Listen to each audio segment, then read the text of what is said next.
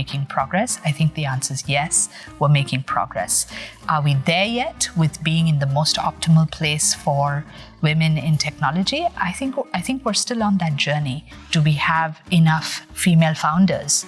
Do we have enough women board directors in companies? These are the right kind of questions to ask today, and the questions are leading to awareness and action, which is fantastic. You look around the industry and you see a really big focus on overcoming unconscious bias, which is very healthy. These are things that many years ago we weren't talking or aware of and cognizant of. So we're definitely making progress. Companies around the industry have to step up and actually contribute. To give you an example, at Twitter, we not only think about how we hire our employees and are we actually having a diverse slate to have women considered for every role, but we're also thinking about retention and development of our employees. So we're thinking about a good, strong development plan, keeping in mind the unique traits of our women employees. Also to think about promoting and the process of promoting employees in general. Are we actually asking the right questions? Are we considering women and making sure that someone's not overlooked in the process? Our aspiration is to really drive the needle around inclusion, putting the focus and the attention where it should be.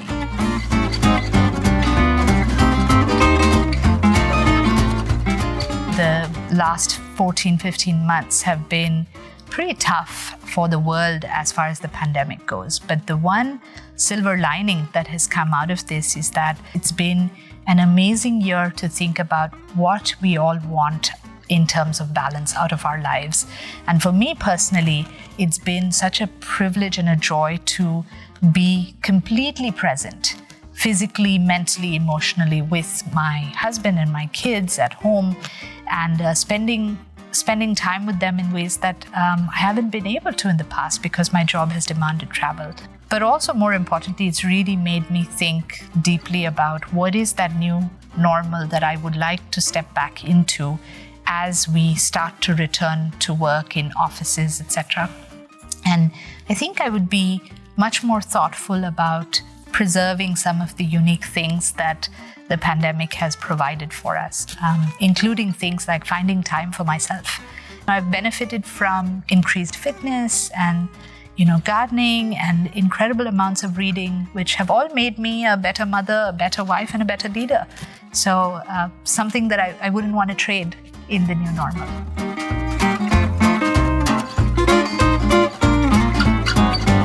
I call myself an urban farmer. It all started with some empty balconies 5 years ago. It also came from a place for me of being someone who cares deeply about sustainability and climate outcomes. And one of the ways I thought I could practically do something about it was to start growing plants and to try and make our family sustainable on what we grow. When I started off, I had no idea how hard this was going to be, I will confess. But 5 years on, and we've made tremendous progress. We grow, I want to say, about 15 to 20 herbs and vegetables that we are sustainable on. But to feed 4 vegetarians in the family throughout every meal, oh man, that's tough. So we're not quite there yet, but it has been a wonderful journey discovering different plants and vegetables and fruits and things like that. 2 really interesting lessons I've taken away more broadly is, one is patience. You have an amazing fruit and you're like, oh, I must save the seeds and plant them. Great, you plant them and then you go search online and say, oh, how many years before I can find fruit on it? And it's like, 10 years. Oh, damn it, that's a long time. But then you realize over time that sometimes the wait and the journey itself is pleasurable and teaches you a lot. So patience has certainly been something that I've learned tremendous amounts. And it's a good antidote to me being in technology where everything happens instantaneously in some ways. I think the other thing I've learned is sharpening an experimentative mindset, because not every time, the first time you grow a plant, you get yield the way you hope to. And you sort of have to play around with how much water, how much sunlight, what's the right time to fertilize, things like that. And thinking back to bringing that back to life and sort of saying there are lots of things that you don't take your first instance or your first brush with something as the outcome. You look at it as one experiment or one stepping stone towards a longer experience, if you will.